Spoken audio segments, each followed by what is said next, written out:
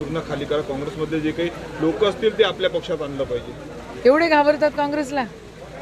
म्हणजे आज मतं चोरून सत्तेत आल्यानंतरही भीती यांना काँग्रेसचीच आहे.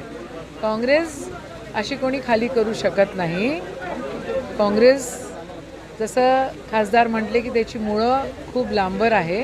काँग्रेस एक विचारधारा आहे, काँग्रेस एक चळवळ आहे आणि ही चळवळ जोपर्यंत जिवंत राहील तोपर्यंत देश जिवंत राहील, ही वस्तुस्थिती आहे. खासदारांच्या अध्यक्षतेखाली हा जनता दरबार घेत असतो आणि आठवड्यातून एक वेळा सगळ्यांच्या भेटी झाल्या पाहिजे.